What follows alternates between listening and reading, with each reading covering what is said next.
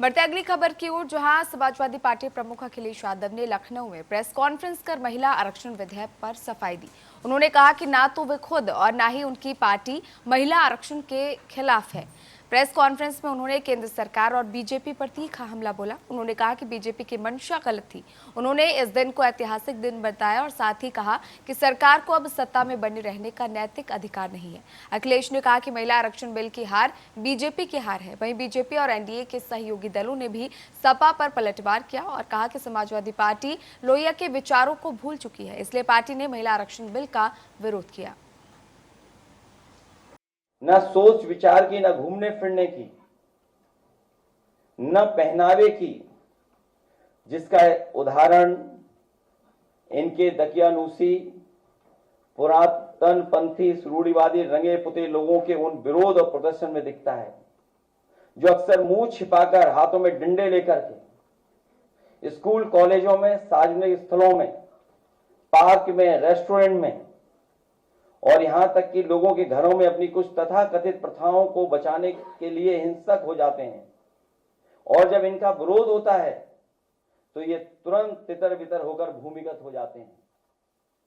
जनता के बढ़ते विरोध और आक्रोश से ध्यान हटाने के लिए साजिशन लाए गए तथाकथित महिला आरक्षण बिल की हार भाजपा की हार है। ये भाजपा की बदनीयत की भी हार है।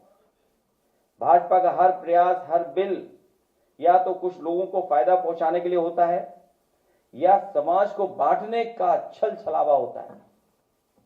इस बार भाजपा इस बिल के माध्यम से महिलाओं की एकता में दरार डालकर उनको ठगना चाहती थी, लेकिन विपक्ष की एकता ने भाजपाई मंसूबों को धूल चटा दी। ये भाजपा के खिलाफ देश की सक्रिय हो चुकी जन चेतना की जीत है, जिसका प्रतिनिधित्व देश का विपक्ष कर रहा है। तथा कथित महिला आरक्षण बिल के बहाने भाजपा नारी को नारा बनाने की कोशिश कर रही थी, क्योंकि महिला असुरक्षा, महिलाओं के खिलाफ बेतहाशा बढ़ती हिंसा व अपराध, महंगाई, बेरोजगारी, बेकारी, बीमारी और शिक्षा की वजह से नारी भाजपा से किनारा कर चुकी है। संशोधन अधिनियम जिस ढंग से कांग्रेस, समाजवादी पार्टी सहित सभी विपक्षी दलों ने पारित होने से रोकने का काम किया है, देश और प्रदेश की महिलाएं कांग्रेस और समाजवादी पार्टी को कभी माफ नहीं करेंगी। इसका खामियाजा विपक्षी दलों को भुगतना पड़ेगा।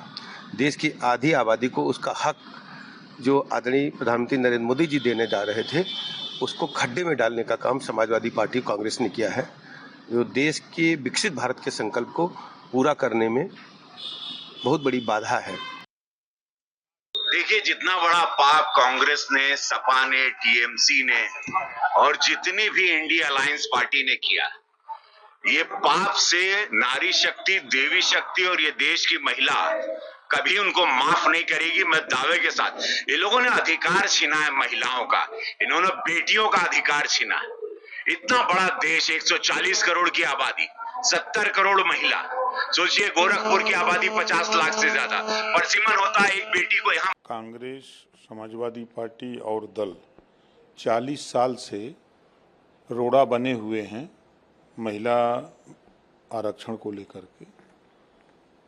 माननीय प्रधानमंत्री जी और माननीय अमित शाह जी गृह मंत्री, दोनों लोगों के प्रयास से ये हुआ कि महिलाओं को रिजर्वेशन दे दिया जाए, ताकि ये अपनी लड़ाई खुद लड़ें और स्वावलंबी बने और देश के विकास में सहयोग करें। लेकिन समाजवादी पार्टी हो या कांग्रेस हो, ये सारे दल के लोग महिलाओं के अधिकार के प्रति ये लोग जागरूक नहीं हैं, ना उनको अधिकार देना चाहते हैं। ये लोग चाहते हैं कि महिलाएं यदि आ जाएंगी तो फिर दिक्कत।